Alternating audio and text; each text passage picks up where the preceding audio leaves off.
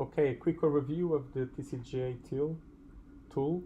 So the tool is served with version control directly from GitHub. You get the link here, you get my information here. You can of course look at the code and follow its development. All right, let's go back. So here comes the tool, version hosting. So it takes 3 to 5 seconds to load in the beginning because it needs to go through the indexes. Now you have the tumor type here and all the TCGA images here, so we can jump to another one, and you see that the loading now is substantially faster. So let's a quick tour of the tool.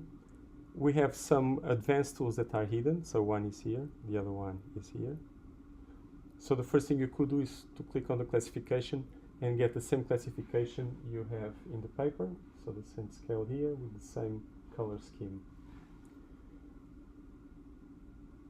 If you open the RGB, you could also inspect how the different layers of the PNG image is encoding the probabilities for TILs, for tumors, for cancer, how the original image looks like. And of course, you could get the classification back. If you open advanced, you'll have now the chance to fine-tune this segmentation, and the two advanced tools, they interact with each other. You also see here the counting of how many tiles are being segmented by a given threshold value. So I'm going to move this value. You see the segmentation moving back and forth, and the number of tiles being recalculated. The segmentation transparency cancels the background in order to make the segmentation clear, and in all times these values will be updated. Now you could, for example, now remove the cancer cells and find out where the TIL are, and you'll find out that the lymphocytes appear to be infiltrating here at the edges. Let's have a look at this one here.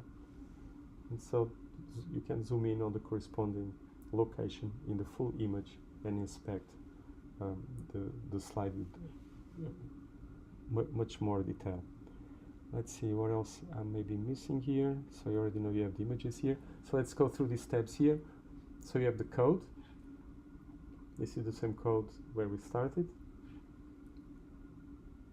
You have the directory of all the images that encode for the deep learning classifications. You can click in any of them and then study them further. You can also serve them to your own tools.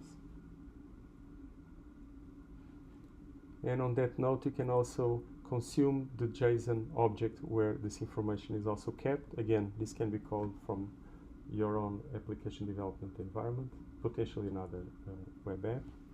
And this is the YouTube, or maybe a better version of this particular YouTube screencast. To finish, let's have a look at some utilities. For instance, you could look for all images that have some pattern in the name. For example, AAL, and you see there are a few. You could jump to another one. And this already tells you that there is a way to generate links for specific images. So if you find something interesting in an image and you want to share this image with a collaborator, that's how you do it. So you could go straight here. For instance, for this one, you could generate the link. And I'll go somewhere else. Or share the link by email or text by some method.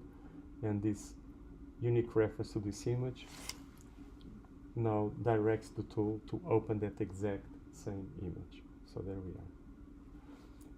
are. A few examples of how the two advanced tools talk to each other in case you don't just want to use the classification. For example, we could go here, let's put the cancer probability back, remove the threshold so we see everything. And also you see that as we move forward, the segmentation happens. We could be doing the same with the classification. This would allow us, for example, to match the segmentation value with the exact classification produced by the deep learned after segmentation. So at this point we could come back here and find out where we are. Potentially remove cancer here. Of course, if you now re-segmented, you'd only get the TIL values. And throughout the process, you know how many tiles are being segmented by each of them. If you go back to the classification, there they are. Notice how the transparency is being used in both tools. So in the classification, and the ranges. So if I remove, you see the yellow become more pronounced, and we have no isolated this group. Let's do the opposite.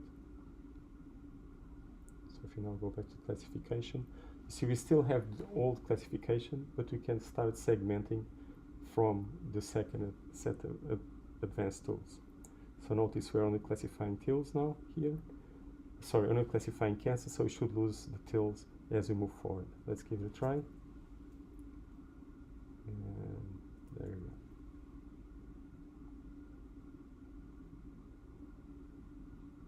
go. And only the cancers are left, the tills disappear. We could increase the transparency to see maybe a more dramatic example of this effect. And there we are. Classification is back, tone suppression is back. Okay, I'll stop here. Probably record a better version of this video at some point, and we'll leave it in the same link. Alright, bye now.